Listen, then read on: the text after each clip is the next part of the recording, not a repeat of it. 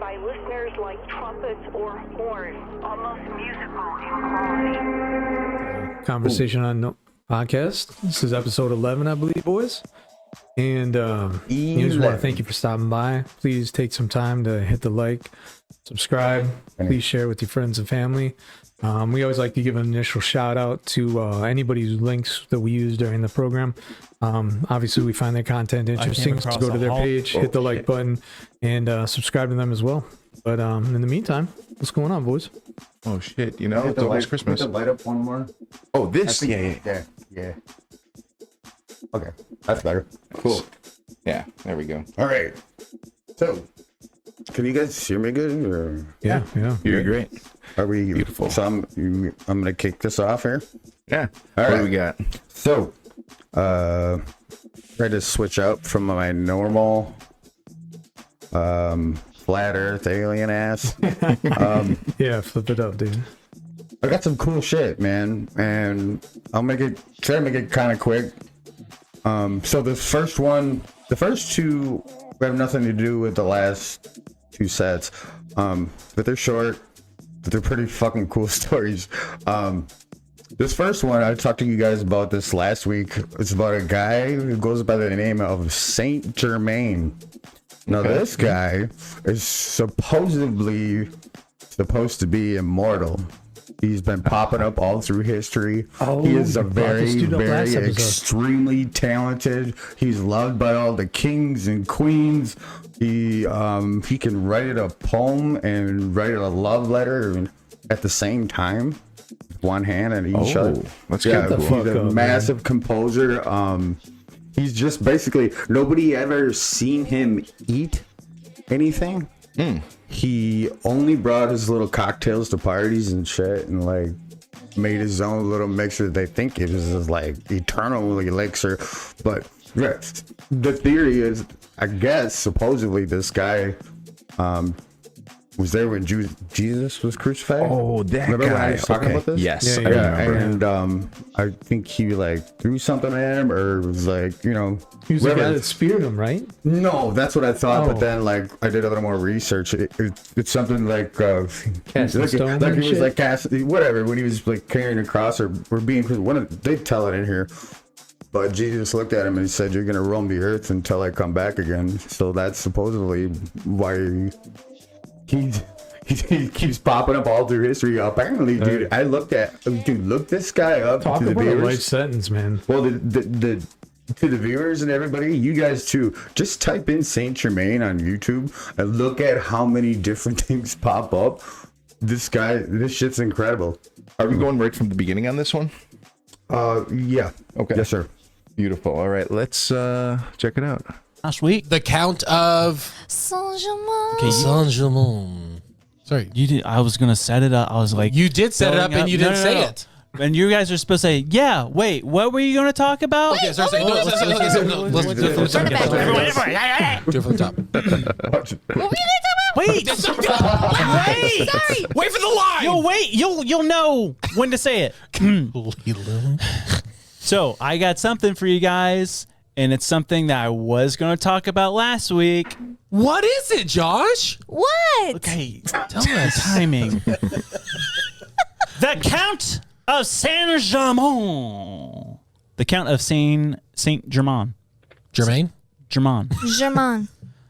The Count of Saint-Germain. Saint-Germain. Let's just keep saying it for the next A lot of 20 people said Germaine. it differently, like on the multiple things I listened to. He was one of the most mysterious men in all of history. Wow. When? Why are you laughing? Why wouldn't I laugh at that? That was you that made that noise? Yes. Yeah. That was Andrew. No. That was really good, Lily. Now you're just trying to show off with your voice. Wow. It sounds like the guy who does the makeup for Miss Doubtfire. Oh, yeah. Yeah. Yes. That was good. We're going to make you look beautiful. Mother's going to love you. That's very good. Okay. It sounded just like him. Count of Saint-Germain was literally, he's so fascinating. And every podcasts and video I watch, there's always a 2-part series to it because there's too much. Okay. So what? What? The Y-Files series. Spit it out! Is I really know! good. Yeah, I'm man, just I love that laughing at show. what we said. Look up Saint Germaine. Oh my goodness. Okay, so Got when was something this? good here. When did when did this guy exist? When did he live? Delves. Some say forever, What do you mean? and it's still here. What do you mean by that? Okay, so this man really appeared during the 1700s in Okay. Europe, and he befriended everyone of status, like He's just a kings, normal guy? but he had all these talents. So he could speak over a dozen languages. Damn. He was a very talented painter. He said a renowned violinist. So people thought Wow. that he was like a famous musician that was like hiding and like didn't want to show people his true identity. And he had this party trick to where he could write a poem with one hand and a love letter with this hand at the same time. What? So like this The dude is super smart. a genius. Super smart. He was also an alchemist. What is that? We talked about this the other day. It's like Made like bathtub crane. It's like studying. I forget because you want to say chemistry, but Yeah, it's not chemistry. not It's like chemistry. it's almost a little bit of a Cooking up crack. alchemist. like hocus pocus chemistry. Yeah, Okay. kind of. Yeah. It Follow says the the dragon. definition is a person who practices alchemy. That's what it is. It's a medieval forerunner of chemistry, Okay. based on the transformation of matter. But this dude was just fascinating, and like he never truly like there's all these stories of like who he was, where he came from, and he would just mess with people. He like- became like almost like a myth at that point, like Yeah. like some type of legend. but literally everyone in Europe knew about him. Okay. And he even spent 5 years in the Shah of Persia's court learning jewelry craft. So like he would like know one of his party tricks too was not a party trick, I guess a talent he had, said he had. He could Yeah, take like Picasso, he had a party trick. It's called painting. but he said he could take a diamond with a flaw in it and basically do this whole alchemy thing to where he melts it down What? and reformulates it to where it's a perfect diamond. And he did that with the King of France. The King of France had this diamond that it was a not how giant, big, diamonds beautiful work. diamond, but it had a flaw in it. And Saint Germain told him like, let me take your diamond, give me 4 weeks for the whole process. The diamond at that time was worth like 6,000 francs, whatever that equates to. He did it, came back. It was a perfect diamond, worth double the amount of what he was given or Wow. whatever. So we could just do like really, really insane, But diamonds bizarre were more stuff. yeah, shit back especially then. for the 1700s. Like that's Yeah, like until pretty uncommon. De Beers. But came there's a out. rumor that there's I'm telling you, there's so much. Yeah. So it was like Yeah. hard to like nail down like, just whatever. I'm just gonna keep talking. So you guys are really quiet. I'm listening. I know, but I'm like, You keep talking yourself my out of brain- this. I know my brain's going. Yeah. All right. You want me to read it? No, because I formulated it. Okay. Remember this morning when you joked about how you slowly or you think you're slowly forgetting how to read? Yeah. I think it's a possibility. Oh my god. But people commented at these parties and stuff, he never drank, and they said that they really never saw him eat. Oh. But he would always at these parties and these gatherings, he would make his own concoction. It looked like a tea almost. He's a vampire. And they said Facts. he claimed to have created the Philosopher's Stone, which is it from Harry Potter. Yeah. Yeah. But basically, what that does is it makes you live forever. And also you need to eat? I don't know. Oh. I have no idea. Fair question. But I just thought that was weird that people were like, yeah, we never saw him Yeah. eat or Yeah, drink that's alcohol or whatever. He would always just drink his concoction that he had. Yeah, he's a vampire. I wonder what his concoction was. Just baby's blood. Sorry. I'm sorry, guys. I'm trying to like condense it. No, don't feel like you Okay. have to condense it. But he met all these people just throughout life and stuff. He was very close to King Louis, King Louis and Mary Antoinette. Yeah. And he became Mary Antoinette's advisor Wow. in a lot of things. And he actually warned them 15 years prior to the revolution that there was going to be a revolution. Wow. And that they need to start being prepared for that. Yes. And then 15 years later, there's a revolution. You're like, oh, Saint Germain, what are you even talking about? And then, like, at a party, he ran into a woman who recognized him from 50 years ago Wow. in Venice. It's like Age of Adeline all over again. So this lady met this man, walked up. She's like, "Are you Saint Germain?" And he said, "I am."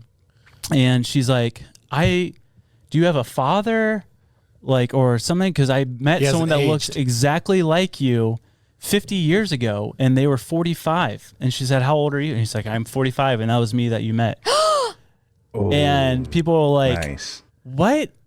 And so, like, he got all these questions. And so when he was asked questions of like, oh my gosh. So he's like playing into it. He's like not like trying to cover anything up. Well, he would like play into it, but when people would call him out, he's like, "I'm just kidding. Just joking." I'm just joking. Yeah, I'm a million years old. Boop, boop, boop, boop. But he would, at these parties, he would tell these stories and recount history like he was there. Yeah. In fact, he talked about very historical facts about Jesus and like all this stuff. I know, And it's a little It's spooky. a weird, spooky, right? It's and like then, only, yeah. And then one lady said, "If you're talking about Jesus, like you were there, that means you have to be over 1,000 years old." And then they looked at his servant because he had these servants with him. They said, "Is he 1,000 years old?" And the servant said, "I wouldn't know if he's 1,000 years old. I'm only 300 years old." Oh my What? Oh man. Spooky. This is a great scary story, but this guy was an actual historical person. Like there's actual historical record of this dude. Oh yeah, but the weird part is he would never to the day that he supposedly died, which that's a whole thing. Yeah, he never said where he came from, about his family, his true identity. Some people speculated that he was, which I never knew about this person until I started researching this. Have you heard of Cartophilus? No. Have you? No. Which this is like, again, everything I'm saying. Yeah, you're good. You're You good. look like a cartophilus. Something with maps. Cartophilus is a person, and they called him the Wandering Jew. Mm-hmm. And supposedly this man, Cartophilus, was cursed by Jesus. Oh my gosh. When Jesus was on his way to be crucified, he mocked Jesus. And then Jesus said, you are going to walk every day on this earth until I return again. Like you're cursed with immortality. I don't know about that. I know. That's what I'm saying. I'm just saying this is speculation. This is the story that was passed down. But other people have said that he is. That wouldn't make any sense that Jesus would say that, because he didn't say anything to the people that were literally flogging him. Again, Okay. not what I'm saying. This is what some people have said. Just the story. And then some people have speculated that he's Marlin. You know, like Marlin the wizard from like King Arthur time. Merlin. Yeah, not Marlin. I was Marlin thinking fish. Yeah. Wait, he's a fish?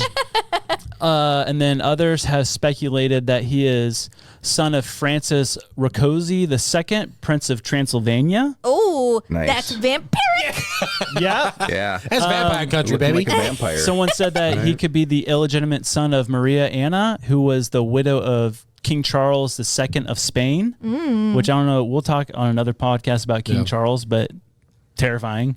Illegitimate. Yeah. And then someone said that he was the king, son of the King of Portugal, John V.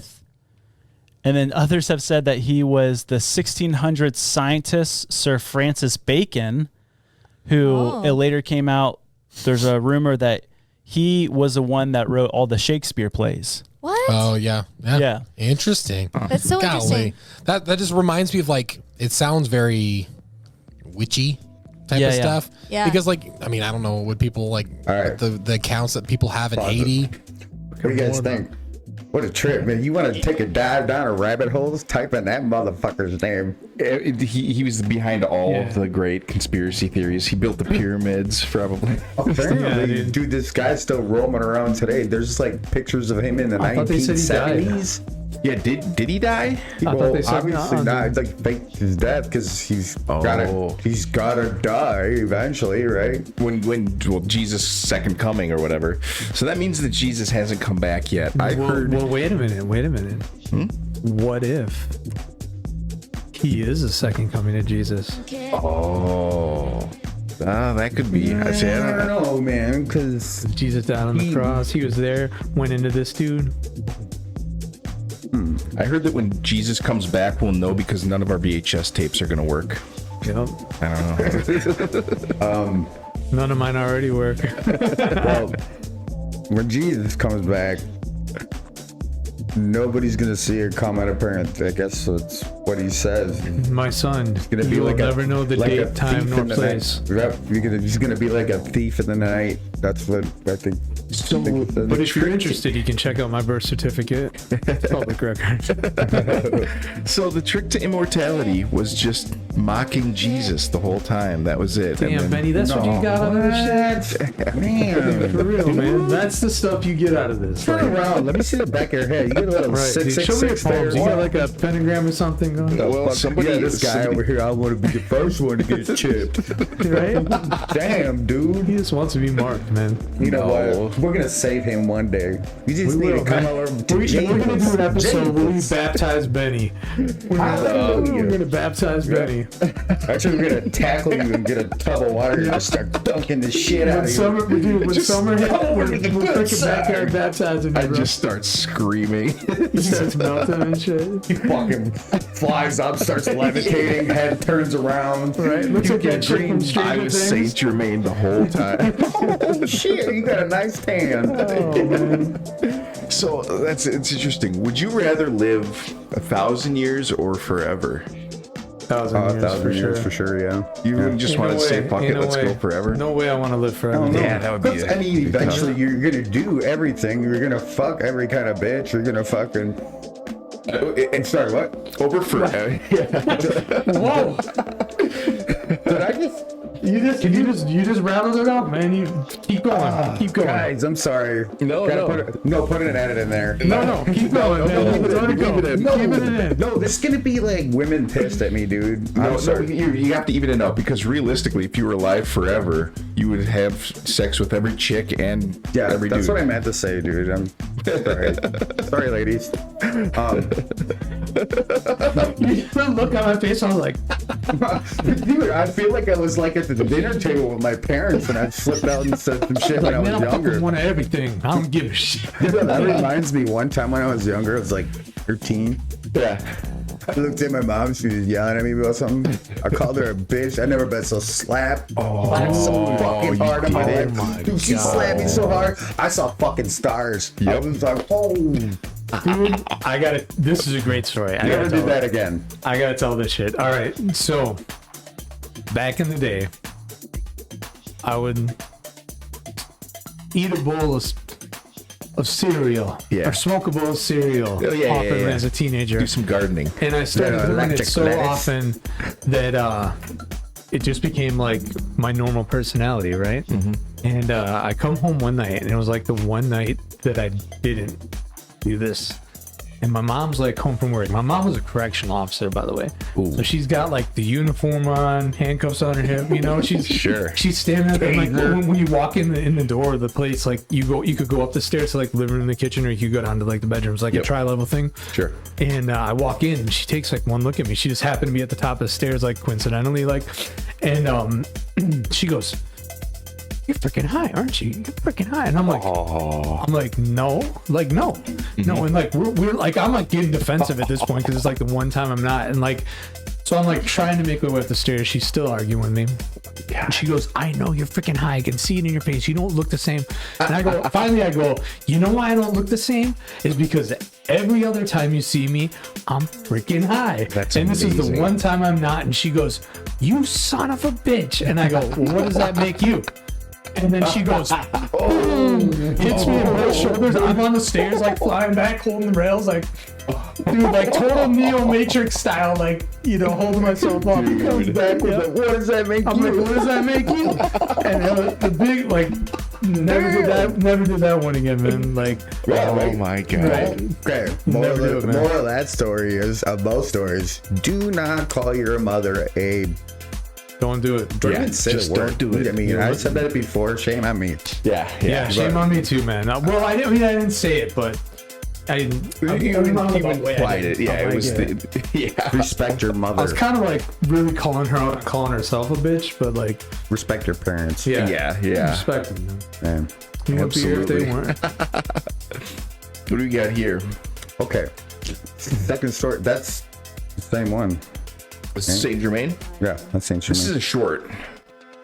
It looks like this is 57 seconds long. Scariest German holiday.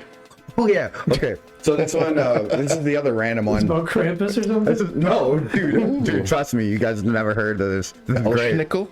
Dude, this is great. No, this is great. I'm like, dude, it's a trip. Go ahead, hit play. Okay, When he comes in, ding, ding, ding. Oh man. Yeah, this shit's a trip. I came across a holiday, and it's the craziest holiday that I've ever heard of. This festival is called the Clashel, and it's a 200-year-old festival. Okay, what is it? The men on this island, they would go whale hunting for months. And when they came back, they started this festival. The whole point of it is to show the women that the men are back in charge. They dress up in sheepskin and feathered costumes. And then when the sun goes down, the young men, they go and hunt for the women. Ooh, scary. And when they catch them, they beat them. Beat them up? Why? This is horrible. To show that they're back in charge. I know. Yeah, the man's in the house. Are they voluntarily doing this? Yes, they catch the women and then they spank them in the buttocks with a cow horn, and that's the festival. Man. They've gotten so much flag, Yeah. they banned it. 34. Here's the funny part: the women of this island came together and they protest. They said, "It's our tradition. We need So it. tonight they are Some ladies, some German ladies are getting spanked. That's the craziest thing I've ever heard. That is beautiful. Beat me. Dude. Yeah, I just thought that one was hilarious. Weird. Like, I don't even know what to say about that. Like, that's how weird it is. I know. Okay, hold on. leader Bishop Abel Muzarewa. Okay. So we're gonna keep moving on because I have a lot of links, and I'm gonna try and make this quick as possible, as painless as possible. All right. So next, we're gonna move on to. I got a 2-part series in these links. First one is something that I stumbled across like a while back, and I listened to it. What? It's like them chasing girls off. I'm sorry, dude. Like, I was trying to like keep it cool. And, like, The plot twist at the end, where they're like, no. Yeah, we should take tradition. that back. Yeah, that's amazing. Love it. I thought you guys would like that. Okay, so we're gonna get a little, do a little deep dive. I know I said no alien shit, but this is kind of different. This is about the, I don't know if you guys ever heard of the Galactic Federation. yeah, dude. Have you ever heard of the Galactic Federation? No. What is that? Have you ever heard? Well, this is when I first heard about. This is a couple years back when I first stumbled across this. I thought this was a trip. Okay, this is a 1977 British live broadcast on the news. And this is before there was hackers, there was people that could tap into anything, and like this was like way beyond. Like this shit didn't start happening until the late 1980s when you were able to actually do something like this. Yeah. Apparently, the leader from the Galactic Federation taps into this live broadcast, and he sends a message to everybody about how we all need to straighten up pretty much, or we're gonna wipe ourselves out. Yeah, and I'll we be need to honest, come I've seen together this. as a collective. It's a trip, dude, because if you Nice. listen For to it, have you listened to the way that guy sounds, and considering the time that it is when this happened and how this wasn't even possible back then, there's something see about about it in that. voice. Well, It's a trip, so I'll weigh check in. it out. Check it out. Let's check this out. This is the actual live broadcast when they actually tapped into it. 1977. All right. Play. Accepted Mr. Smith's offer to negotiate an internal settlement based on one man, one vote. But, he says, there are conditions. These include stopping the execution of all captured prisoners of war, allowing Giroux to take part in negotiations, being arrested. In Australia, Mr. Kerry Packer's cricketers are still pleased about yesterday's High Court decision, which lifts the ban on them playing in Test matches and This is the voice of Allah, representative of the Ashtar Galactic Command, speaking to you. For many years you have seen us as lights in the stars. Nice. We speak to you now. You send us as we have done to your brothers and sisters all over this, your planet Earth. We come to warn you of the destiny of your race and your world so that you may communicate to your fellow beings the course you must take to avoid the disaster which threatens your world and the beings on other worlds around you. This is in order that you may share in the Great Awakening as the planet passes into the new age of Aquarius. The new age can be a time of great peace and evolution for your race, but only your rulers are... So now you guys kind of get the gist of how it sounds. This goes on for like, it's like an 8-minute message. Right. Okay. There should be we'll have a link in the comments. So you guys, if you guys want to listen to the whole message, but basically in a nutshell, he's telling how everybody has to pretty much clean up their act or get rid of the nukes. You guys are gonna wipe yourself. You're on a road to destruction. You're gonna kill yourself. Like I did see this video before, actually. We don't have 8 minutes to listen to the whole thing, but you guys get to hear it a little bit. And like we said, the link will be in the bio. It's a really good listen to the message. Is insane. So what did you think of that, Benny? I think that it is fake. Okay. Just because they were just adding filters on, and the filters this is why don't I got look a part 2. Filters, they didn't really have that shit back in 1977. Which is why I think it's fake. What do you mean? I think that somebody took like an old... I could make that.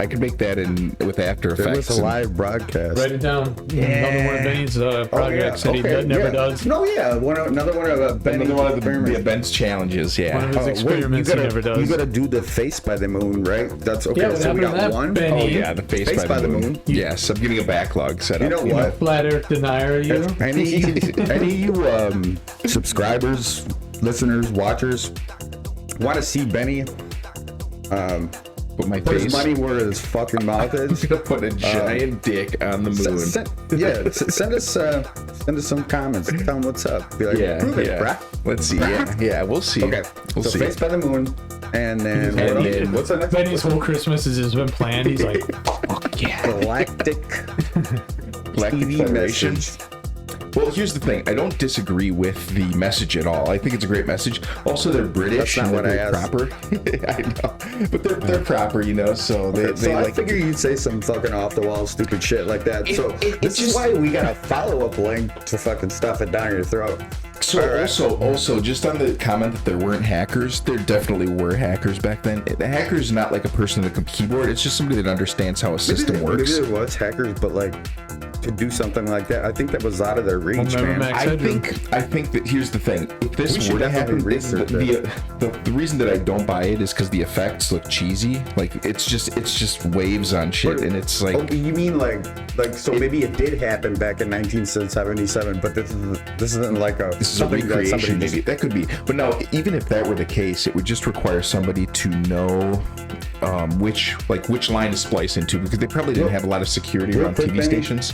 I just want to say, when I said you would come up with some stupid shit, because really, if anybody would know more about any of this shit than me, it would definitely be you, or you. I'm definitely.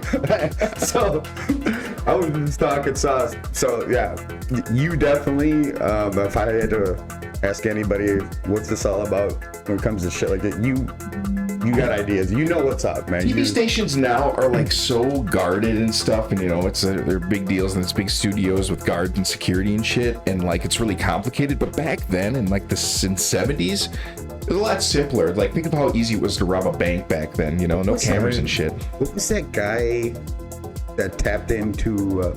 He looked like a puppet, like Max Headroom. Yeah, Max Headroom. Dude, yes, that's the shit.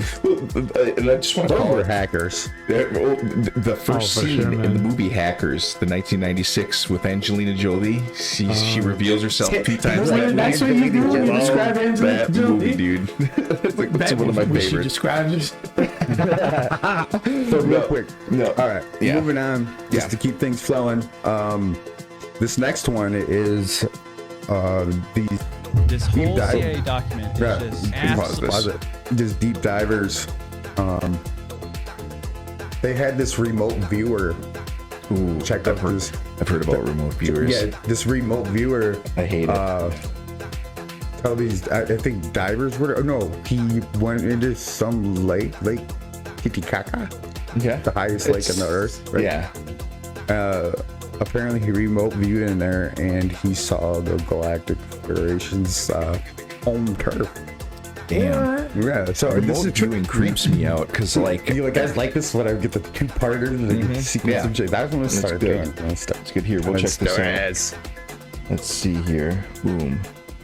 This whole CIA document is just absolutely wild. There was this remote viewer. His task was to look up where the Galactic Federation headquarters is at. And he talks about the surroundings. It's on our world. There's these huge mountains, and then there's a giant lake. The guy says it seems a lot like Lake Titicaca in Peru. He entered this chamber, and in the middle of this room was this altar. All of a sudden, from above, there was this white light, and there was a group of entities in white robes. He said it seemed very spiritual. He didn't know how to describe it. In 2000, Italian archaeologists discovered at the bottom of Lake Titicaca was this ancient temple that really matched up with this CIA document. It's also the highest lake in the world. Well, there's significance to that. The Bible talks about how God was jealous for the attention of his people, or even just defending his own glory. So if there was this fallen angel civilization high in the mountains that like were above destruction, for like God to flood it and be like, you're not beyond my reach. Oh gosh. So interesting. Oh man, that's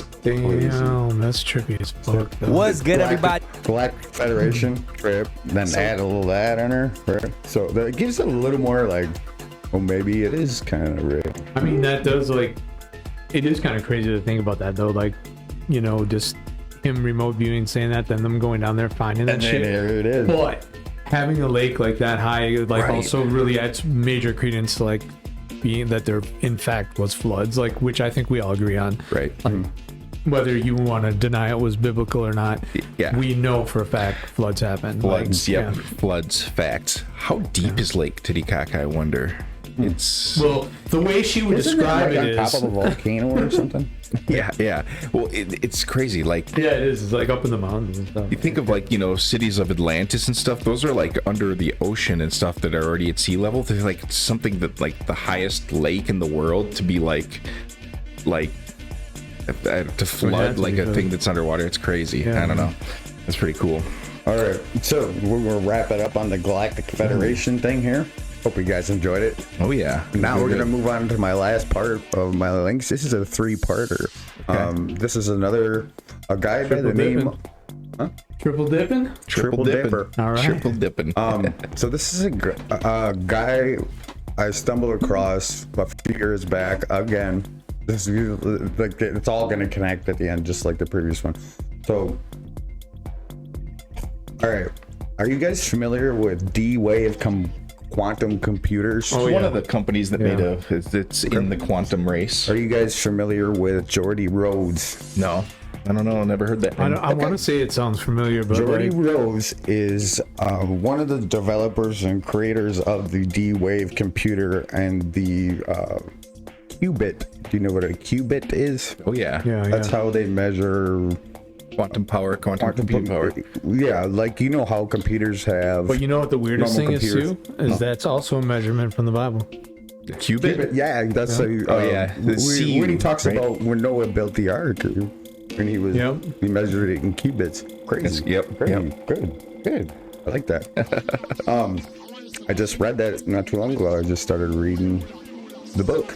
Crazy unit of measure. I don't know how it works. It's like a bushel. It's good, man. Like it's best to do it on your own and like take your own interpretation of it. And like, you know, I always felt like in the past that it was I better do this. It's his book. I want to get into heaven. Like I felt like an obligation. Or like I wasn't really into it, but I feel like, all right, I got to do it. But actually, I kind of like a duty for matured into a different spot in my life, and like I'm interested, you know. Like I want to read the story, and it's not just like you're in school reading a textbook and you read like the same line 3 times. I still don't even know what the fuck I'm talking about. Yes, you know, because you're so bored and your teacher sucks, speaking in monotone. Bueller, you're just coming down off of lunch break. Anyway, so Gordy Rhodes, when they first developed and started coming out with these D-Wave quantum computers, they are on a whole new level. Measuring at 50 qubits, they are insane. I think the equivalent of 1 billion human brains. That's a lot. In seconds. You know, that's a lot. Or like, yeah. So crunching numbers. He explains and throws out little predictions and possibilities and why people were scared of the evolution of this D-Wave quantum computer. He kind of lays it out. This could possibly happen. Okay. This could possibly happen if by this time. It's a trip. I've got a timestamp on there, right? Or I think it was 6:32. Let's see. Oh yes, thanks. Yeah. Let's get that zoomed in. At 6:32. Now just listen to what this guy said. We don't have to listen to the whole thing, but I do recommend to the listeners, if you have a chance, when we post this link in the comments, please listen to this whole conversation. Fucking unreal. Nice. It was years ago he did this. But this is what got me into D-Wave. He says, I'm just like, back then I was like, holy shit. Mr. Gordy Rhodes. All right, let's see what you've got to say. So, I'm the President of the United States. So I received this message from the heavens. So my microwave dish, my SETI dish, finally captures something. And what it says is, in 50 years, or 13 years, we're coming to your planet. You got to be ready. Now just imagine what would happen if that happened. A super intelligent alien race beamed down a message to all of us Earthlings saying, we're coming July 13th, 2030, and boy, you better be ready because the mothership is landing right on the front lawn of the White House or wherever you wanted to land on that day. The amount of resources that would be marshaled to try to figure out what to do would encompass the whole world. AI is just like that. So when this thing that I'm talking about happens, it's going to be exactly the thing that you're thinking about those super intelligent AIs. So the one thing I can tell you is they're not going to be like us. So alien means, different. These things that we're building are not going to be people. They might be really smart, they might be really good at all sorts of different things, but they're not going to be like us. They're going to be aliens. And they're going to be, I'm sorry to say, way smarter than every single person in this room, in ways that we can't even comprehend. So this, of course, triggers a lot of alarm. One of the guys who talks about this is Elon, who says things like this, like, when you do this, beware, because you think, just like the guy in the stories, that when you do this, you're going to put that little guy in a pentagram, and you're going to have your holy water out, and you're going to wave it at the thing, and by God, it's going to do exactly what you say and not one thing more, but it never works out that way. So this is an attitude that some are having, this emerging alarmism about the way this is going to go. But these words, demons, doesn't capture the essence of what's happening here.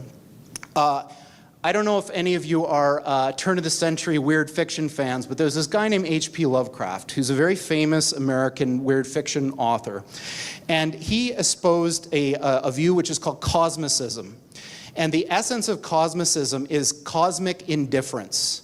So what he was saying is basically, yes, there are these massively intelligent entities out there, but they're not good, they're not evil. They just don't give a shit about you even in the slightest. The same way that you don't care about an ant is the same way they're not going to care about you.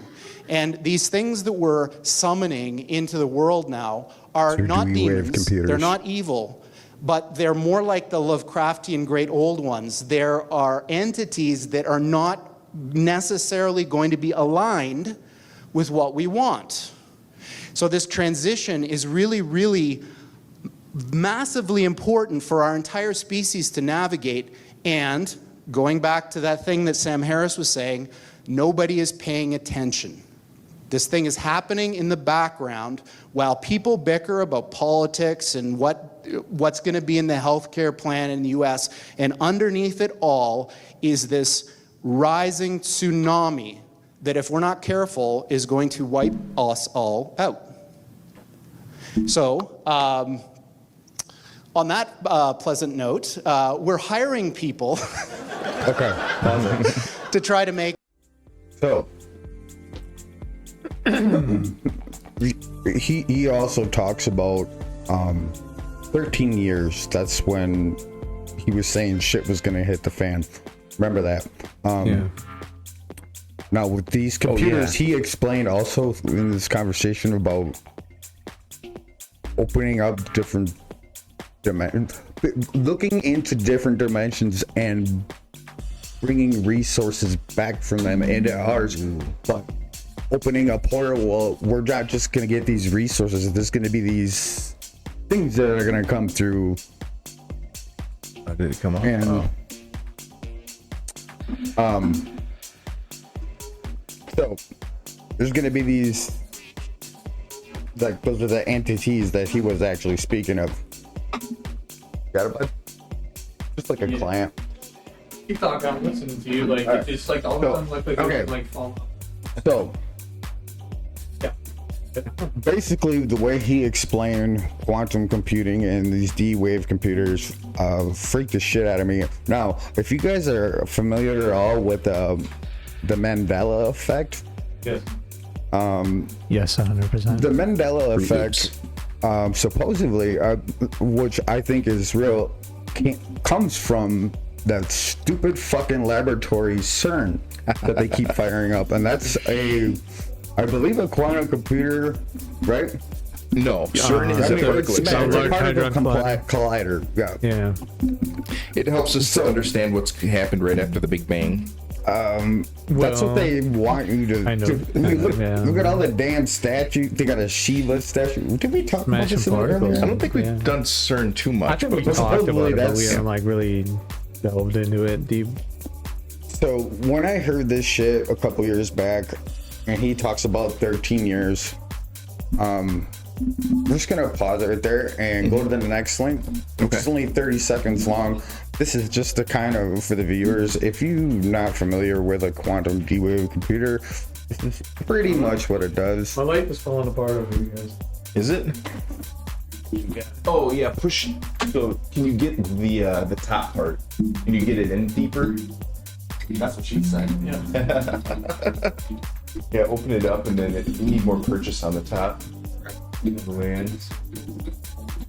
There it is. Nice. That's the way. Just checking mine. I must have forgot to check the rest. Y'all praying on my downfall. That's what you do. We back. Welcome back. So the next link. Welcome back. Let's check this out. Welcome back. By using. It's over here. Crikey. Oikey.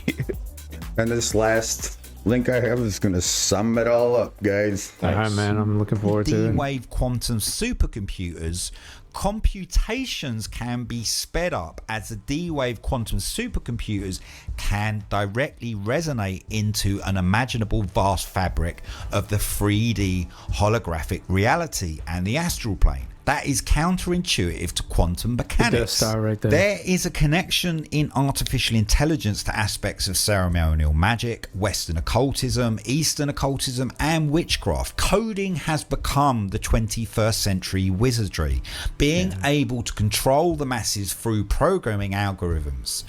If someone wanted to control human consciousness, they would want to understand how the divine creation emanates from the universal creator, or even replicate it. By using D-wave... Now, just kind of a little rundown of what a D-wave computer does and is. So, now, let's look at the climate around us, guys. Yeah. Drones kind of looking like orbs now. From what more and more footage comes out, whatever the case may be, Project Blue Wing, who the fuck knows? The big news is the 13 years came a little bit faster than that. Yeah. Just last week, Google released It's over 100. It's called Willow. Yeah. It's the new chip. AI fucking D-Wave quantum computer. Now, the one he was talking about in the first link, equivalent of it's like 50 qubits. Yeah, 50. Willow's over 100. Yeah, this one, I believe every supercomputer in the fucking world. Hold on, I got this. I got this. No, I got it, dude. Okay, I got okay. it. They asked it a question that was apparently like, I don't know what the question was, that was unsolvable. All right, it would take every supercomputer before this thing came out, septillion years, septillion. Okay, there's a million, billion, quadrillion, another one, and then there's septillion. That's longer than the timeline of the Big Bang. And this new chip got the answer in 5 minutes. Right. Now, because of this computer, apparently they have proven parallel universes. They think that it's dipping in and out and like grabbing answers, and it's like so let me stop you there. It's so scary. The idea of the qubit, it basically, it's not a 0 or a 1, it's everything in between. So it's quantum computers are very good at solving some problems. To scale exactly what you were saying, if you took every single particle in the entire observable universe and turned it into a computer processor, it would take longer than the heat death of the universe. Which is that's a long fucking time. It got it done in 5 minutes. Right. Yeah. So that's insane, man. Now, quantum computers are great at some things. They're not great at everything, but they're great at a lot of those really, really hard problems that it takes our modern conventional computers a long time to solve, which is great. But the thing to remember, D-Wave, I don't know, did they make Willow, or because D-Wave is just one manufacturer in the quantum computer game. It's kind of like Ford is a car maker, then there's a lot of other car makers out there. Is Google like part of is D-Wave part of Google? Do you know? I do not know. Google if D-Wave is part of Just Google it, man. Just Google the D-Wave. Yeah. Right? No, I'm not sure. Let's Google the D-Wave. I mean, they got their hands on a lot of things, and I know one of like the former, what do you want to call it? Like the founders of Google. He branched off, like sold his piece of the company and stuff, and he started developing an AI. I think we talked about this before. How it would appeal to each individual, like whether you're like Buddhist, Muslim, Hindu, whatever, and all of its answers and all of its information would be like catered towards you. And he called the program God.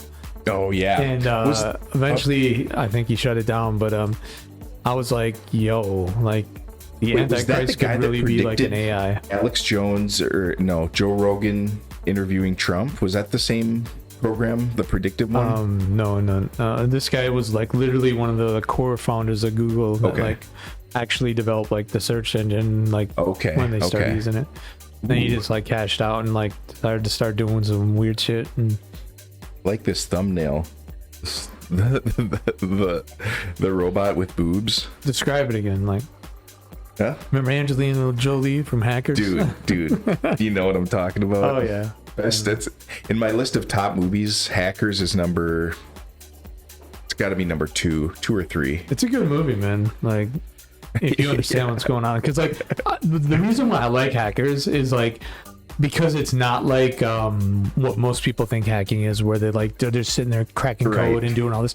They're legitimately doing what real hackers did back then, rollerblading around, into phone calls, making phone calls, like doing social engineering and like getting people to give you information that they shouldn't give you. That was what real hacking was. That's like really what hacking is. Yeah. Granted, there are definitely people that can code and do some wicked stuff on a computer now, but most hacking is social engineering and just getting people to give you shit that they want. They don't even realize they're giving you. Right. Yeah. All right. So last and final. Let's see here. It's pretty much just explaining kind of what I just. Let me just go up to 2 minutes. 2 minutes. Let's zip ahead here.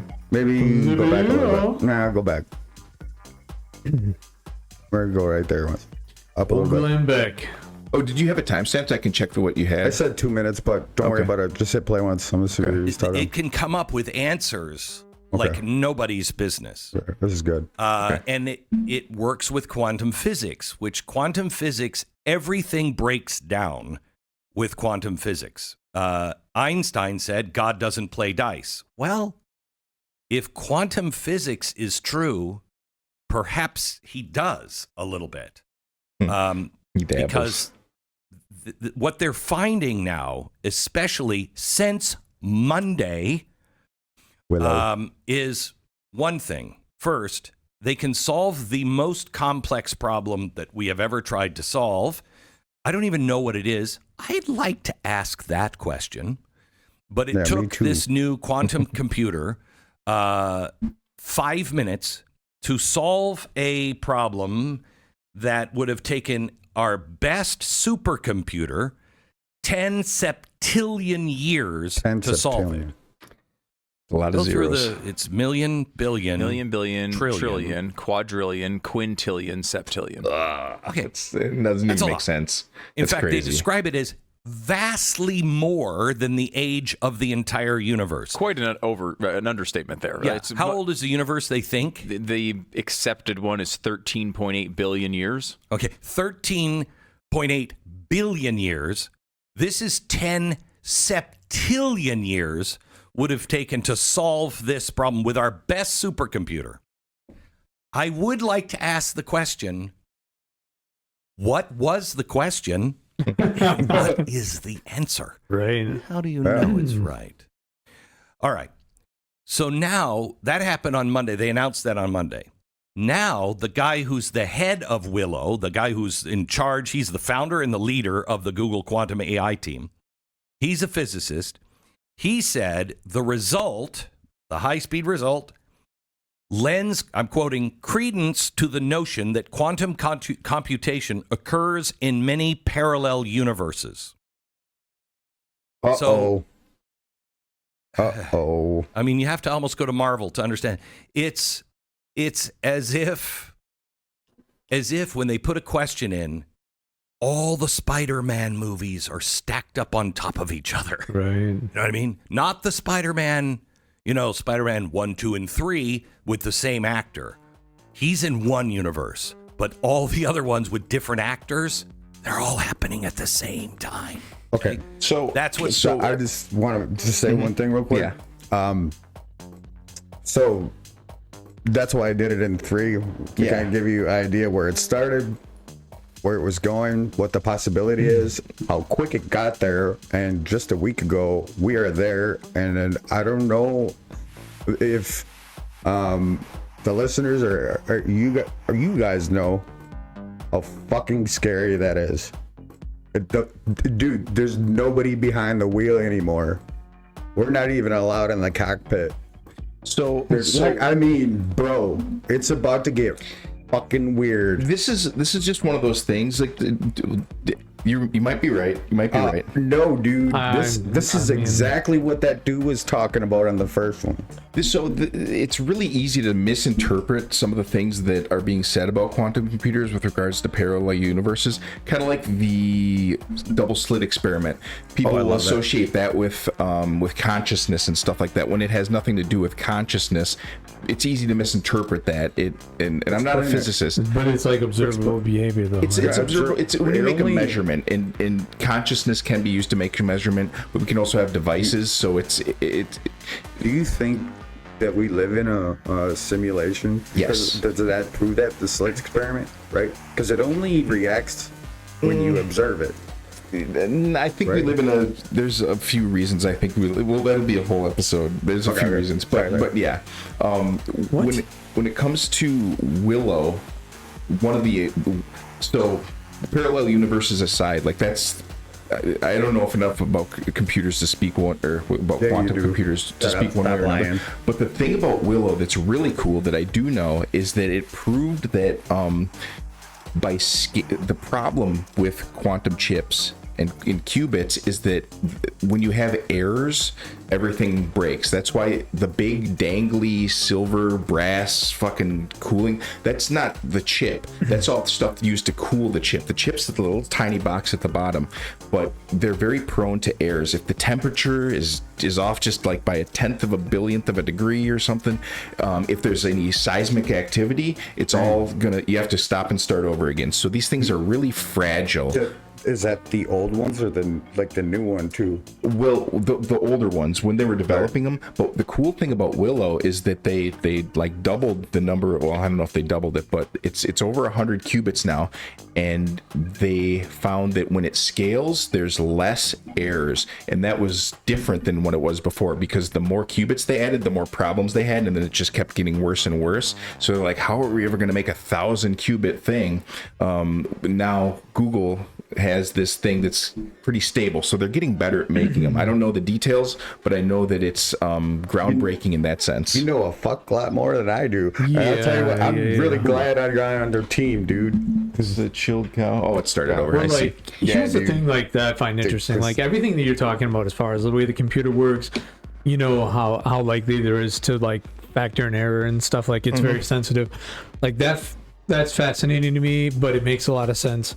But he asked you a question earlier, and I don't know if this is TAZL. You asked him. You said, "Do you believe we live in a simulation?" He said, "Yes."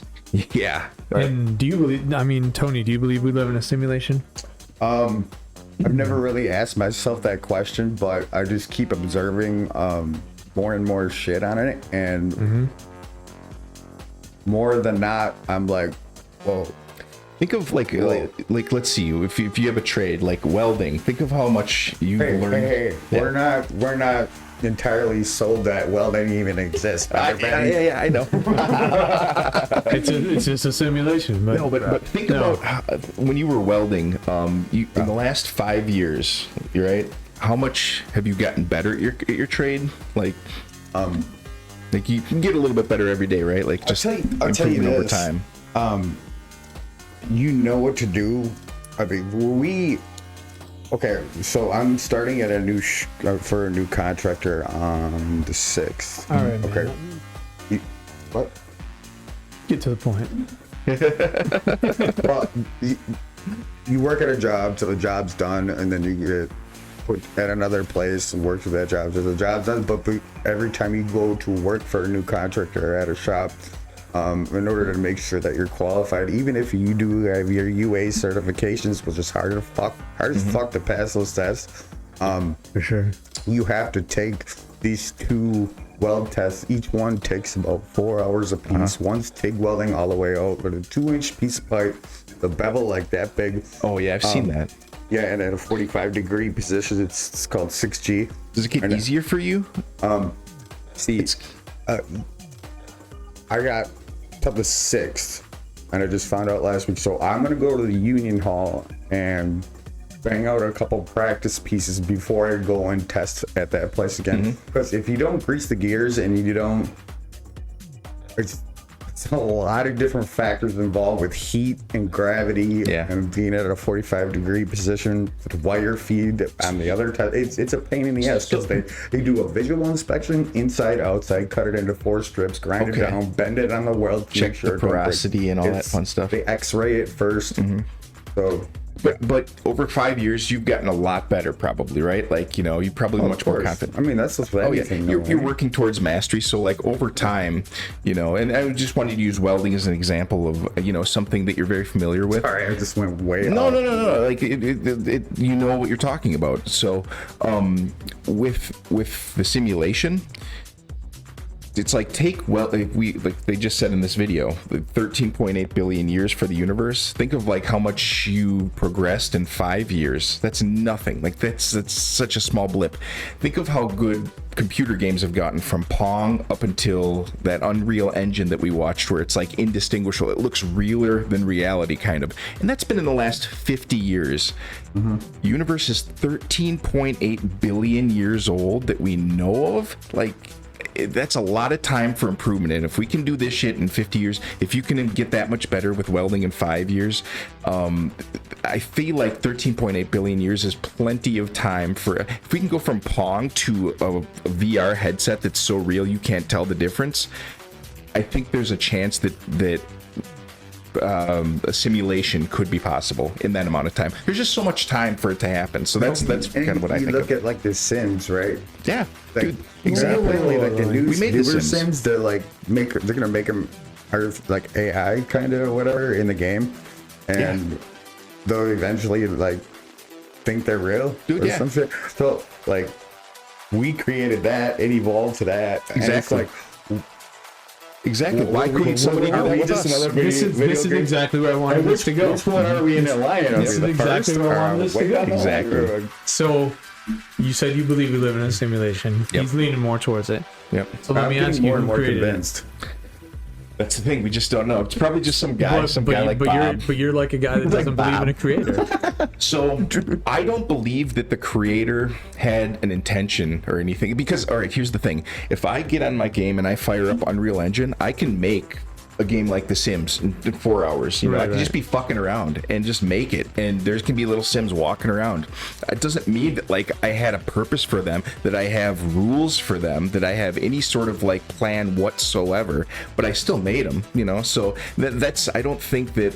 I haven't seen any evidence to lead me to believe that Bob or whoever made us had any sort of plan. He might have just been fucking around, just like, making, just sketching it out and just throws it in a cabinet and we're just kind of sitting in there now. I gotta say something to Bob if you're listening, you punk ass motherfucker. Get these fucking NPCs the fuck out of my way and out of my life. The NPCs are creeping. I got NPCs. Why? I got a follow-up question then. Yeah. So we're in a simulation. Bob made the simulation, right? Now, did Bob give you extra lives? Do you believe in reincarnation? Yeah. I think that there's enough room for possibility that we can't rule it out. You had extra lives, okay. Yeah. But that's the thing. Whenever you're having a bad day and you're like, oh man, I just wish I were dead. Make your bed first. You never make your bed first, but you never have any. Shovel your driveway, bro. How about that? Shovel your fucking driveway. I didn't even realize it's snowed yet today. I was looking outside and I was gonna send you guys a text message and be like, be careful coming in, dude. It's gonna be slick. Yeah, this thing won't sit right for me. You know what else is really good about this show for me, guys? What? If I didn't have you two smart motherfuckers breaking shit down, you know how I come busting and be like, yo, we're being invaded and shit going down. We're about to get nuked. You sitting there, bags under your eyes, shotgun load. TAZL, stay in the car. Stay in the car. It's just.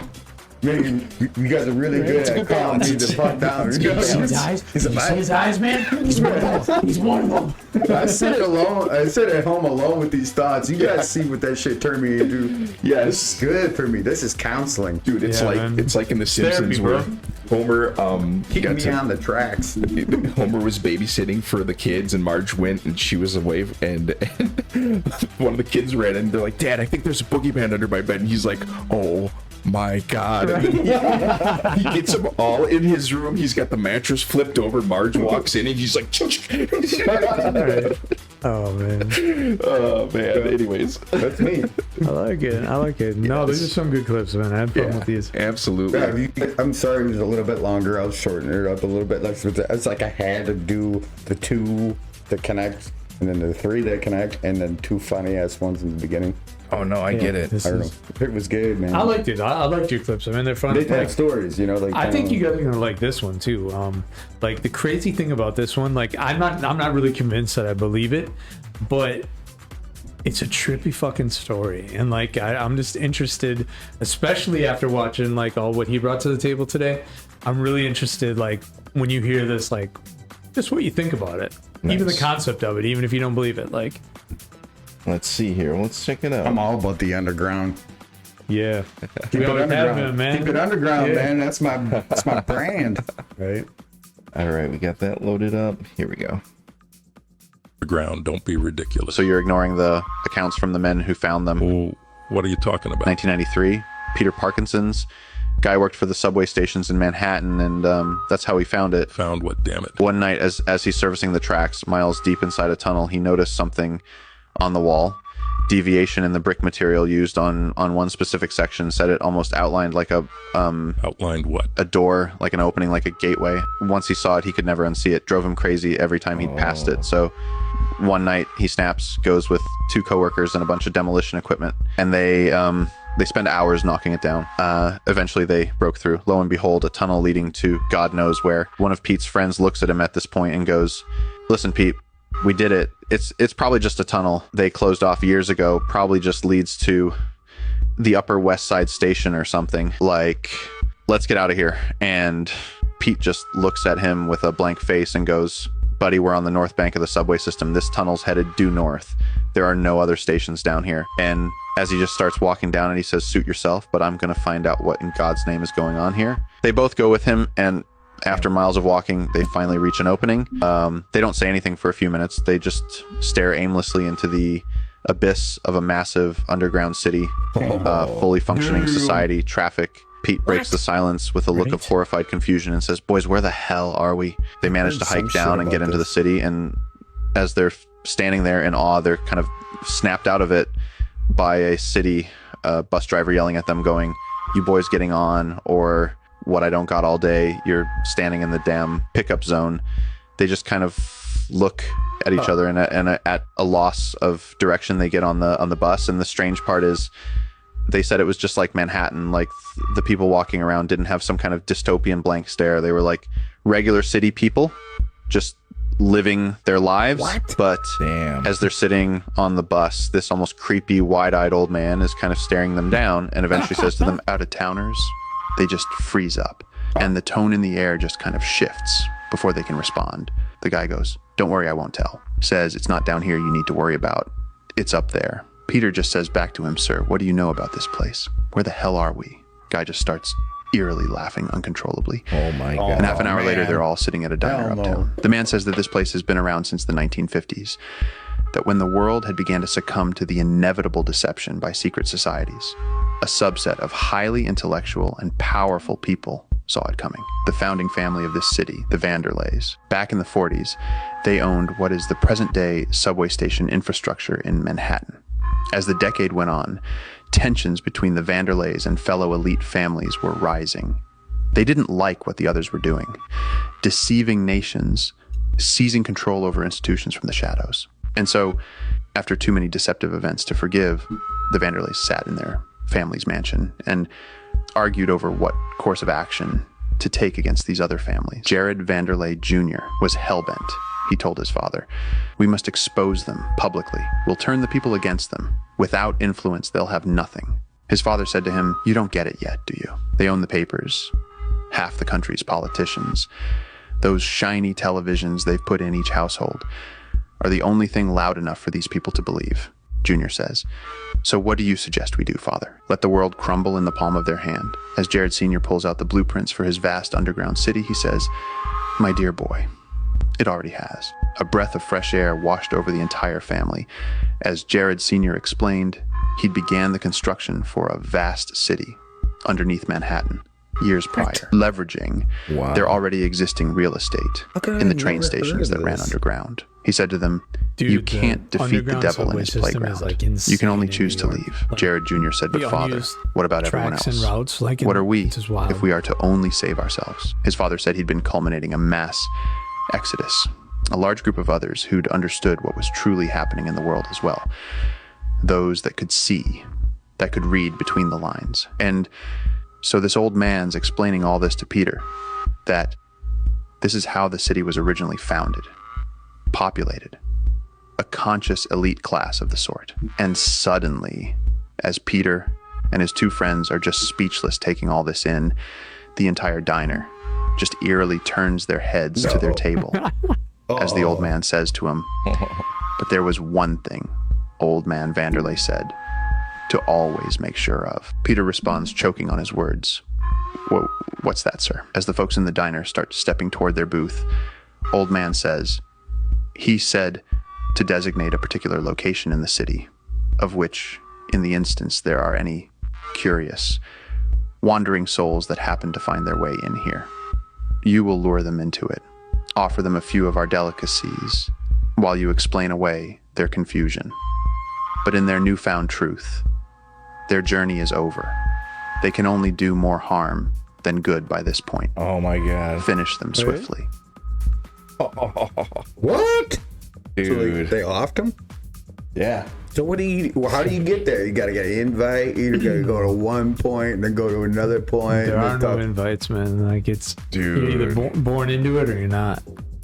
Yeah, it's an entire elite city.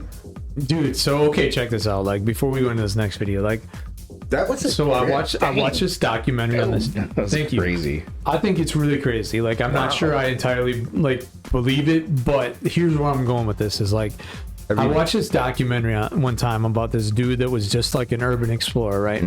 And like this dude would subways would go by, he would like follow them down behind him because he knew he would be safe to like move on the tracks. He started learning the whole like landscape of the underground subway system through like New York. And the crazy part is there's a whole bunch of tunnels, let alone stations that aren't even used anymore. They're just like closed off to the world. And like this guy goes through and there's like little nooks and crannies. Anyway, this dude like did this, and this was like this really cool documentary. Then I stumbled just by chance on this other documentary, and there was a whole city of homeless people living in the underground subway system. And I'm like not talking like just down like one tunnel and they're all just camped on the side of the tunnel like they're under a bridge or something. Like I'm talking they created like a fucking tent city of homeless people, and they even had like broken pipes that ran into the city that they would use for like showers and shit, and they all like worked together as like this actual community that like would help each other out. They built like shelters and structures out of like plywood and things like that. It was almost like the favelas in like Rio de Janeiro, like but underground New York City. Help them survive out the winter and shit.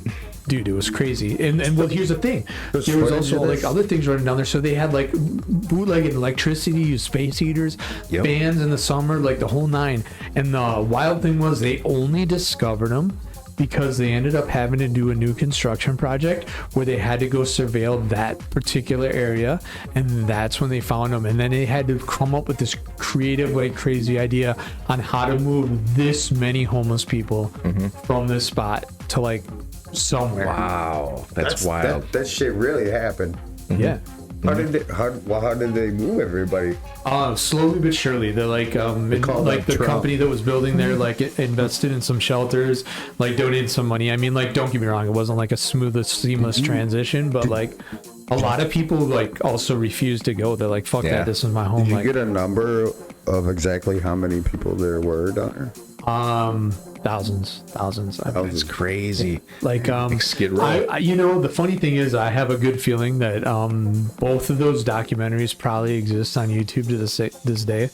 And I'll look for them. I'll see if I can find them for next episode. Them, maybe post them in the comments in here if people might be interested in watching those, because I'm dig into that shit. Honestly, they were really cool documentaries because they're like, it's something you never really like see.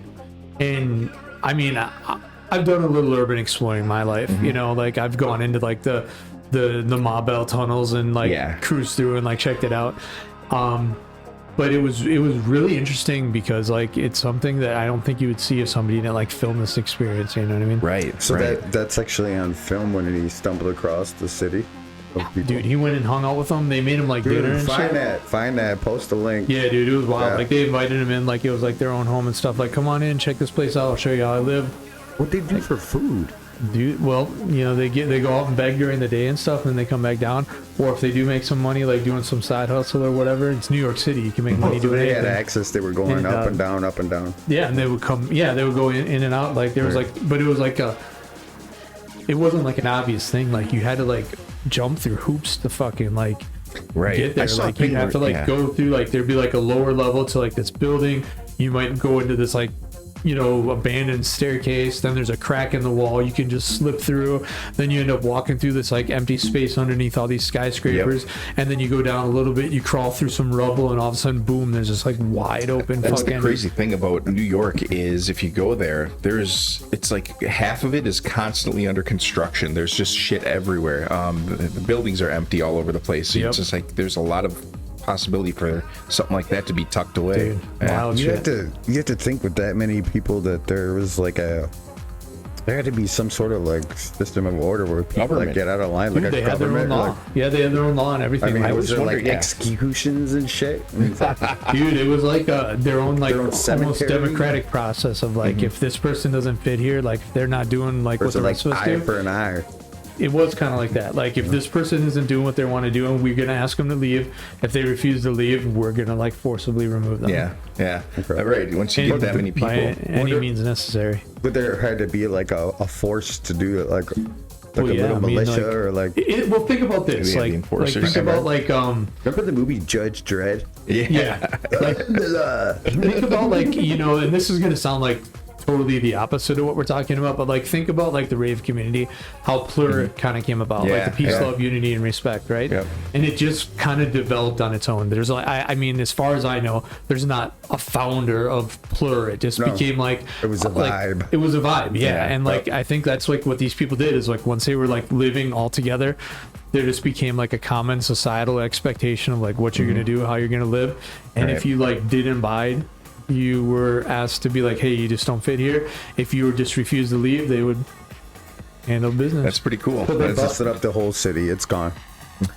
Yeah, unfortunately now it is. Yeah. Damn, dude. Because if I would have found out about that, I just like would sneak down there and just to kick it for a little bit. You know what I mean? Like the catacombs in Paris and stuff. Yeah, like where the party at? This is the underground, baby. That would just end up like Michael Scott when he goes to New York. He's like, I love this city, and he goes down into the subway, and then he comes up 2 seconds later. He's like, nope, there's a homeless guy pooping in a box. Right.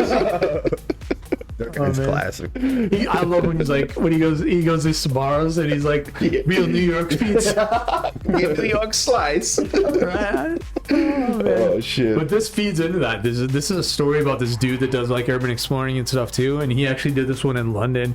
Not doesn't have anything to do with the homeless people or like a different dimension, but what they found down there and like what the experience they went through was like actually pretty cool story. I want to see what y'all felt about this because I know a lot about this. Actually, I've actually watched people do this like on other YouTube channels and like just caught like hour-long footage of people exploring like the London Underground, and this guy kind of tells his experience being like an American and stuff. Awesome, let's go. Yeah. The Joe Rogan Experience. Work that I've done in the past, particularly with the urban explorers, has got me into a lot of trouble. I mean, I got arrested. All of the people that I worked with ended up getting arrested because the police got my fucking notes. Going in the wrong place. And I mean, it was a terrible. How'd the police get your notes? It was a terrible situation. Well, I was going out with these urban explorers into all of this subterranean infrastructure underneath London. I just had an after idea. we went into those sewer systems, then we got into electricity. Real quick, guys. Another field trip idea. Yeah. Randonautica. Where? Oh, dude, I've done that before. You don't know what Randonautica is? You never done that? You don't know the app? Wait, you don't know what the app is? Is that geocaching? No. It's a random number generator, basically. Like Randonautica. Dude, what is it? I've done it. It's weird. Dude, I remember when we had it, dude. He's like, yeah, just put it. I was like, I don't want that fucking down. Yeah, he was like scared to do it. It's like no. Demonic, dude.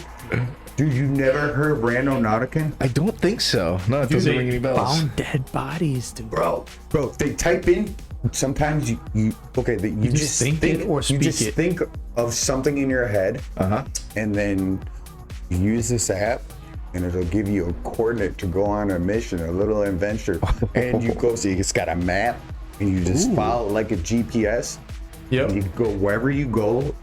Be something that had to do with whatever you're thinking. That sounds like some 4chan stuff. It's weird, man. Like I'll be honest, I did it one night, and what was it? I think it was 50-50 as far as what we're like. And we actually, like, at first we would say it, and then I'm like, well, dude, like, maybe this thing just like hears it and then like throw something up on there from like Google Maps or something, and says like it's like because sometimes you just come up with something generic, like I'm gonna look for a big red truck, you know what I mean? Like, so like, here's the crazy thing is like, we then said, okay, like, it's your turn to choose, but just think it, just straight up think it, like, don't say anything to any of us, don't tell us what it is, like, write it down or something, and then like just show us like if we find it or whatever. And we started doing that. It was like a 50-50 thing, like, and honestly, like, I think it's also like cognitive dissonance in a sense, like if you want something to be close enough to it, like you will be like, well, I mean, or like if you said you're looking for the big red truck, but then there's like a poster that has a big red truck, like you didn't find a big red truck, but you found a poster, you know what I mean? Like, so it's like it lines up, but like I mean, it was kind of trippy. Like, it sounds fun. I want to try it. It was fun. I'll try it. I'm not afraid. You know what I suggest to you, Benny, is add it to the list. Watch some YouTube videos, like do a little homework on it. Just do this crazy shit that these people run across, man. Nice. Like, these kids, like, they were on the news for it. Like, remember that when they're like, we want to find a dead body. Suitcase? They found a fucking suitcase right by at the beach. location with a chopped up dead body in it. Dude. What? Like, it was news, like real news shit. Like, imagine if that was just totally random, and it would, like, the guy that put it there was like, oh fuck. Like, just a random chance. Fucking kids. If it wasn't for these meddling kids, I would have gotten away with it. What's that? What did they use for that app? What did they say it's used by? It's a random number generator, dude. Some quantum shit? It's a quantum random number generator. Yeah. So it's like, I don't know. There a lot of people, dude. If you do little homework, I will not put that app on my phone, dude. Okay. All right. Like, it freaks me the fuck out. I was like, ever since I had it on my phone, I stopped. I wouldn't even go on a trip with him to go do this shit. Well, I was like, I got something to look at now for sure. I'm gonna do a little deep dive on it. It's pretty cool. It's a new one for me. I've never heard of it. Watch the YouTube videos on it. Okay. I would be down for a field trip on that one. Us three do a random. I would do it. Like, I mean, on your phone though. On your phone. I gotta re-download it to. All right, now he's putting me back in the lion's den. All right, guys, we're here's the thing. I won't download TikTok, but I downloaded Randonautic. We are stacking up on field trips. We better execute sometime soon. Before it's warmer, dude. I don't like it when it's cold out. Right, have a whole season. Get a nice backlog for the summer. I'm cold like right now, just thinking about it. I know. We got experiments to do too.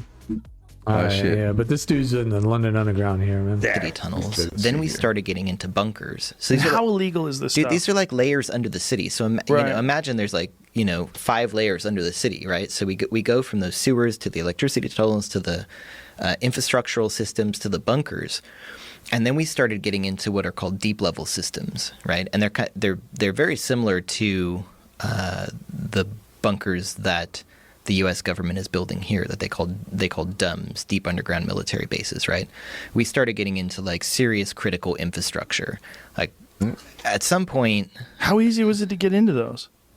It took us years. It took us years. There was quite a lot of research. Wow. But I mean, at some point, we got into what are called the BT deep level tunnels, British Telecommunications deep level tunnels, and we were like inside the telecommunications trunk for all of the United Kingdom. And at this point we're like 100 feet underground, 120 feet underground. We were walking through this tunnel about 100 feet underground, and one of the explorers I was with is like, there's a manhole above us. I was like, what do you mean there's a manhole above us? We're in the deepest level right now. And we pop this manhole, and a camera swivels, and stares at us. I'm like, oh God, and then we realized we were into some critical shit. So what was it? It was just telecommunication hubs, right? It's just like the trunk of all of the infrastructure for fiber optics and phone lines. And they just have an exposed manhole cover and a tunnel that you can get to. Dude, we wiggled from tunnel to tunnel, like through tiny crevices. We were getting into like the deep underbelly of the city. I mean, it was not easy to get to. But here's the thing: at the same time, we had been cracking all of the abandoned tube stations, metro stations in London, right? So we took a map of the tube from 1932, and we set a map from 2008 on top of it, and what you see are a bunch of stations that are no longer on the map, right? That's your first clue. So there were like 40 some. Then we started doing research, and we figured out that there's got to be at least 14 stations that still have like ticket offices or platforms, or there's something there that you could find. So we started sneaking into the tube to go and find these places. Like we would wait till the train stopped at 2 a.m, and then we would like climb up a bridge and get onto the tracks, and we'd run through the tunnels, and we were finding these stations one after another. Incredible time capsules, you know, where there were artifacts left behind, posters, like we'd find tickets on the ground that From were 40 years old, you know. I mean, really cool stuff. A lot of these stations were bombed out during World War II. Finding these is like, again, this kind of like here's the archaeologist in me, right? Like we were having this visceral connection to history. We were finding this stuff that was giving us like a real sense of being inside history in material terms.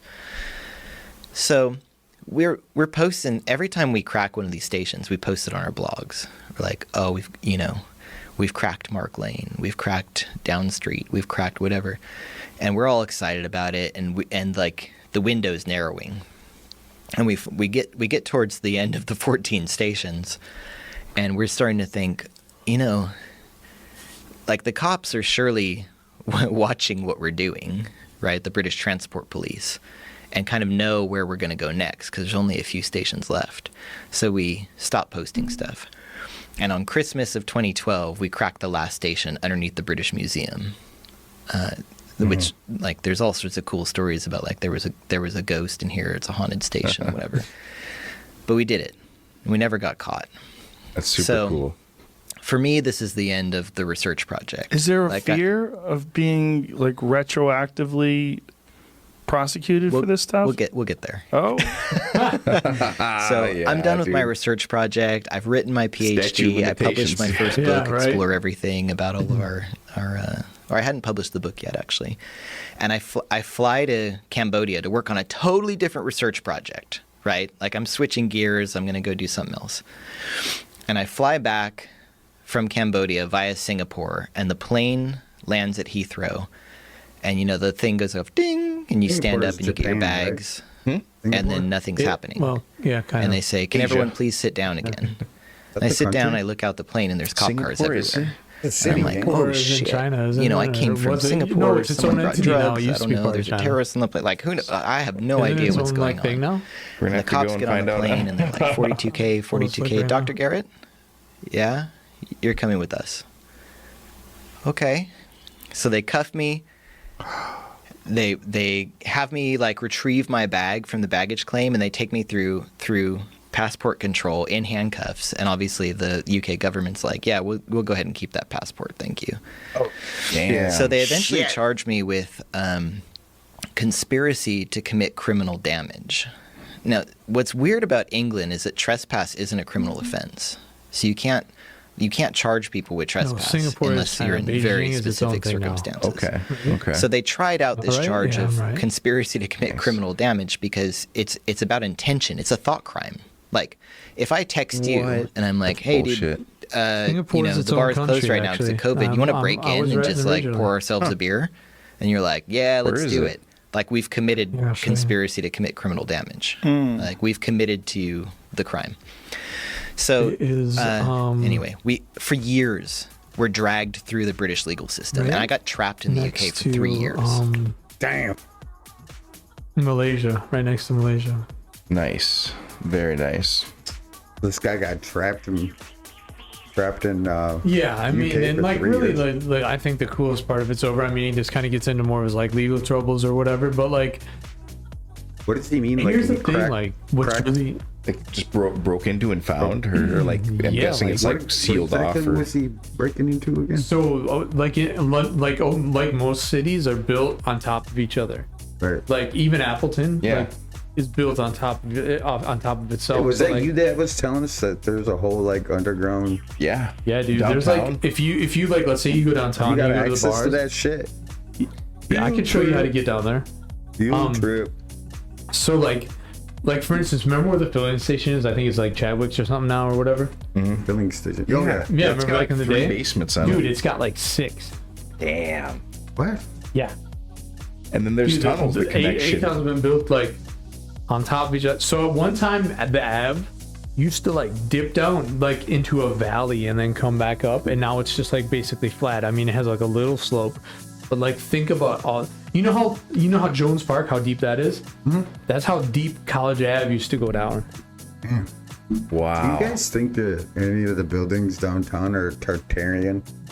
That's I don't know, man. That's the Atlantis Any of them look competitor, Like right? before the mud flood stuff. Tartarian? Tartaria never thought about I think Tartaria was more like a Russian thing. Very,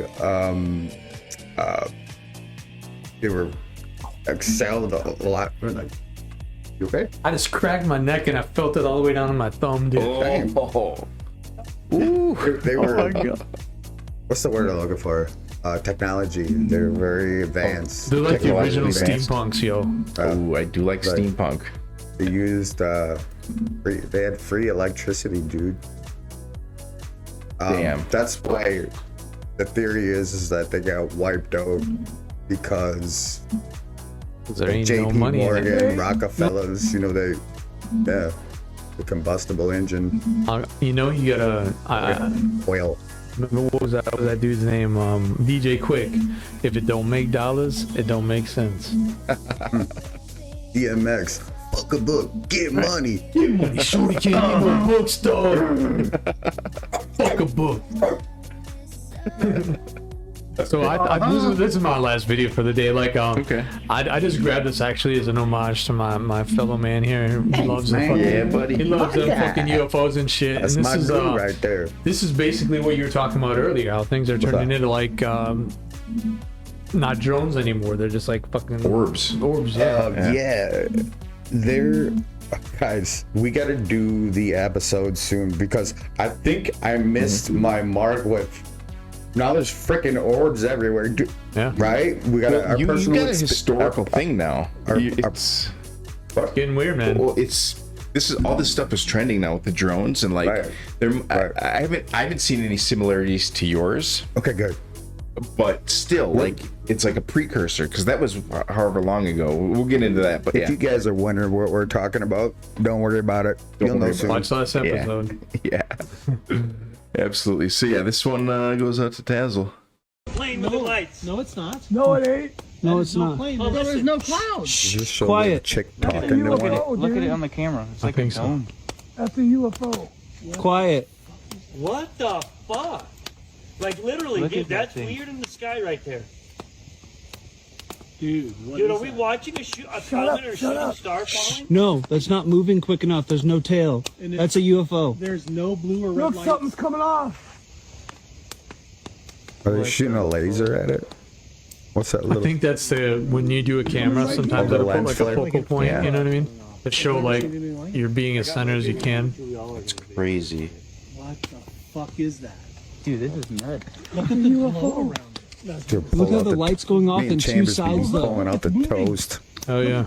The lights are moving around it. What the fuck? AR both hands. Oh my god. Oh my god, I see that. Look, it's going up. It's taking off. No fucking way. What the? What the fuck? It just went out to space. What? It just went out to space. That's gone. It just went out to That motherfucker's space. gone, dude. Holy Oh my I god. didn't even appreciate this shit. I was like, I gotta grab this for my boy. Like, I gotta grab this one for my boy. He loves this shit. That was some great footage. No fucking way. Bro, that was no. Fucking disappeared. That was something to catch on camera. You don't see that often. Right. I thought it was worthy of bringing up. I can tell by the smirk on your face. It's like, I can make this. Yeah. No, that was a good one. It's easier just because it's like we're looking at like lights of light or dots of light, but So we still, can I just liked hold, it. That we can was hold a black piece of paper up yeah, behind a light and poke a bunch of holes in it, right? Yeah. yeah. Well, I don't know. How do you feel about it though, let Benny? I that mean, tip like, do you off? think it's interesting? What do you think? I do. I think it's credible because the way they sounded. Right. No. Well, let's see. Is this a new one? Yeah, I mean, I found it maybe 2 days ago or something like that. I was looking at the wrong thing most of the time. I was looking at this thing and not the other thing. Oh, 5 days. It says 5 days ago. I stumbled on it like 2 days ago or something like that. I thought it was pretty cool though. I thought it was cool too, man. Like at first I was like, "What the fuck am I looking at?" But like, I am really, what is this? interested in what Benny does have to say about it because he's always got an interesting twist that. Well, most of the time I go, "Oh no!" I was honestly I was looking at this the whole time, but it wasn't that. It was this, right? And Yeah, like, there's two of them, right? Two of them. One stayed and one dipped. One was like a lens flare. I don't know. Is that the moon? No, that's a moon right there. So yeah. So the big thing that has the ripples around it is actually the moon. No, it's not. And then that's what. Yeah, that's the UFO. Hey Benny, look at it. Benny, that's the moon right there. Can't you see the face next to it? Oh yeah, there it is. Quiet. I see. Yeah, you see it right there. Use this clip to do your project on. That's weird in the sky right there. Dude, are we watching a comet or shooting star falling? No, that's not moving quick enough. There's no tail. That's a UFO. There's no blue or red Look, lights. something's coming off. What the fuck? Get the toast. See, it's not even moving. It's like a still frame. Like to us, it looks like it's fucking nothing. And then all this, but watch, it will. Watch, yes, for real. What the fuck is that? It looks like it's shape-shifting kind of. Look how the light's going off in two sides, though. Look, it's moving. Look at the. Did it freeze? What's going on here? Yeah. Maybe it did. It's hovering. No, it didn't freeze. Oh my god. Yeah, it did. Oh my god, I see that. Look, it's going up. It's Because this used to be going down. No Here, fucking let me way. refresh this. I get it one more time. Okay, yeah. Here we go. Look, it's frozen. No fucking way. No, see, now this is moving here. Watch that. This thing right there. Wait. No, just one. The middle white one. blob The middle right one, there, buddy. right there. That's what you're watching. Watch this shit. No way. Wait, I gotta get this. Quick enough. There's no tail. That's a UFO. There's no blue or red Look, lights. something's coming off. Do we be up in this shit with our blue lasers? Yeah. Our purple I've been lasers. using that more and more lately. I ain't gonna lie. Like an aura. I saw a video of a plane that somebody was shooting a laser at. You could like see what it looks like. It's like you can see. That's the coolest shit ever. Look how the light's going off in two sides, though. Look, it's moving.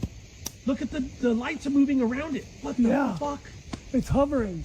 Oh my god. Oh my god, I see that. Look, it's going up. It's taking off. No fucking way. What the? What the fuck? It just went out to space. What? It just went out to space. What the? It just went out to space. So blurry, I can't even make it. Oh my god. But that, like, to me, like, okay, if it looked too good, if it looked too good, it would be fake. If it looks too bad, it could be fake. Here's one of those mediocre videos that, like, legitimately looks like you're trying to film something at night. I'm not saying it's real. I just found it really fucking interesting, and I knew that TAZL would love it. Yeah, I was for like, sure. I got I dug it, man. Yeah, That was man, really cool. I knew you'd love that shit. I can tell you one thing. Mine looks real. It ain't fake. Yeah, no doubt, dude. Yours is There ain't crazy. No question about Yours that. is fucking crazy. Again, When are we gonna do don't that worry episode about it. where we all like share like our own we're gonna- crazy like experiment? We have an upcoming Experience. episode that we talked about our personal experiences. Yeah. That we're gonna share with the audience. We all done seen some shit. Okay. Oh yeah, this is TAZL's funny shit at the end of the show. Link here. Is that what this is? Yeah, this is it. Benny, you have nothing to say? Guys, I didn't. My links got lost. We get real serious. We get stressed out. And, you know, like we get real worked up to the show. So we gotta throw something funny at the end. We gotta laugh a little. Now, what happens here is pretty funny. But the commentator is the dude that's watching. It's fucking icing on the cake. It's amazing. All right, let's. You're playing. She said she was a witch. Hey, get back here! I'm like Peter Griffin. What is she? She's a witch? What do you mean she's a witch? She's not a witch! Get over here! No, magic is not gonna. It's a landslide, you dumb bitch! Get over here! No, get out of the fucking way! Get out! Move! Move, you my dumb God. bitch! Run! fuck, Run! dude? Wow, fuck! Oh, fucking Oh my god. Fucking shit. Hey, the moment. You done, bitch. Dude, like the funniest thing was like he was half trying to help her and half didn't give a fuck at all. Like he was just like, oh god, oh. He's like, I'm gonna try to do the right thing here, but I'm already videotaping this, so this shit's gonna go viral. It was good. It was good. Oh my god, dude. You dumb bitch. Oh my god. Who would stand there for that shit? Like, especially on the edge like that, man. I'm like, I'm gonna have something funny like that at the end of every episode. Yeah, for sure. Did you guys ever see that that crazy bridge? It's in fucking it's actually like a cliff like climb thing in China, and like you know how they have those really steep ass mountains and. The blast you floor. can well that's crazy too. Yeah. Well, it looks like it's breaking dude, when they you're got walking like across. you know how like when they put like rebarb handles in like a sewer system and shit, that's like all you have to use to like fucking climb on to scale the side of this like mountain and go like around these wraps and ripples and shit, and there's like no fucking safety. Damn. No, that's where I draw the line. No. I would. It's just like, there's dude, no way. No way. I would ever be able to do it. Like I would hit one foot on the first freaking thing, and I'd be like, "No." Can you imagine making something like that? That's I don't even know where to start. I'll tell you what, guys. I'll tell you what. I don't know if I can find. Hey, I'll tell you what, man. There is two different kinds of people in this world, and we're not talking about from the front or back. Yeah. You got the people that are like, I'm gonna grab a surfboard, I'm gonna ride that wave. And then you got the people like, I'm staying the fuck out of the ocean. I don't know what the hell's in there, and my leg ain't eating me off by a fucking shark, dude. No, dude. Yes. Keep your ass out of the water. You will not get your dick eat off by a shark. Okay? To me, that's like common sense. You know what I mean? I like my digits, I like my toes, I like my feet, and you know, I might need that shit. So why chance it? I mean, there's a fire pit right there that's burning pretty hot. I better not jump in it. Dude, that lady was just standing there and a landslide took her out. She was gonna stop it. She was a witch. She was like, no. Oh, you dumb bitch. I've seen plenty, like probably 2 or 3 videos of people that are filming avalanches coming down. They're on a mountain, and it's like a half mile away or whatever, and it's kind of coming in their general direction, and then it's a quarter mile away, and then it's 1,000 feet, and you're like, dude, what the fuck are you doing? Like, not that they could really outrun it, but still, it's just like they're standing there with a nice video camera recording it, and then it's like when it's 100 feet away, they're like, oh fuck, and then it's just yeah. Yo, I did look it up. I'm not gonna link it because like most of the videos are long and stuff, but it's called the Huashan Plank Walk. So like, okay, basically this whole freaking scaling the side of the freaking mountain is a combination of like basically grooves in the actual mountain itself that were like chiseled in there to grip onto, the rebarb handles, and then there's like basically like 2 fucking 2x4s, like a plank walk that these this is the tourist version of it, like right here, like there's actually cables and shit to clip on. There's versions of this, like parts of this where there's like the safety doesn't exist. Like these people could at least clip their little safety line on it. That's a long way down. Look at that. Look at that. It's a one that's not even. It's a foot wide. They could put me in a full like light suit, like those wing suits, clip me to that thing with like 10 of those cables, and I still won't walk that thing there. Why would anybody go to this? Dude, I would like right where that guy is right there. I'd be pissing out the bottom of my shorts. Dude. Like, no way. Ain't no way. Oh, hell no. I wonder how many people like die there every year. Probably like dozens. Dude, I bet you it's even more than that. I bet you you don't scale the mountain with a couple of chains to hang on to. You won't fall. This thing looks like it's like a jerry-rigged freaking shed that some dude built in his backyard. Like build out in the woods with your homies back in the day. That's you what I'm get saying, a window man. here, random window there, so a couple pieces of wood. I wouldn't trust those freaking planks to walk up on the top top of my roof with. I do a handstand and walk you know across what I'm that saying? shit. Like you could put that over a gap, like on like the playground or something, where there's a 10-foot drop, and I'm like, I ain't trusting that. Yeah. Benny, I was looking forward to your links, man. You got like the craziest, mind-blowing shit. I know, dude. I had him saved, and I don't know what account I was on, but like I went through my like videos, and it's like I never did it. It's crazy. I'll keep it to one like next run. I feel like I went too long. Well, I'm sorry, guys. thankfully, you guys came through with a bunch of content, so that's good. Yeah. Dude, just like, you know, like the eye trick things that you always do. Yeah, dude. Dude, your shit's a trip, dude. Yeah, we'll get it next time for sure. Here, guess how long we got here? Like hour and a half. 15? Hour 43. No shit. That's our longest episode yet. That's a good one. That's a pretty good one. So Well, yeah, I mean, sure. you guys got anything for closing here? No, man. Stay warm. Happy holidays. Yeah, man. Merry Christmas. It's Merry Christmas Eve tomorrow for us, so you probably see this on Christmas Day, I would assume. And, Merry I got Christmas, something to Happy add, Holidays. Yeah. Respect your parents. Respect your mothers. Yeah, Yes. for sure. Be kind to your grandparents. Call your mom. Yeah, call your mom. Call your moms. Make your damn bed in the morning, for Make your Christ's damn sake. bed. Yes. yeah, you you been keeping up with your bed, Megan? Yes, sir. Every Yeah, morning. yeah, me too. Yeah, man. Yep, it's part of my routine now. I never did that in my life until Benny said, make your damn bed. It's a good routine. I was It's a going good, through simple some thing. shit, and my homeboy gave me a piece of advice, and it sparked something. I don't Yeah. know. Yeah, spread the word, spread the gospel. Well, I love you guys. Yeah, I buddy. love you guys, my guys. Good team here. All right. All right. Well, on that note, I mean, we just again want to shout out anybody's clips we used. We'll link them in the bio. Go to their channel, like their videos, subscribe to them. I mean, do the thing.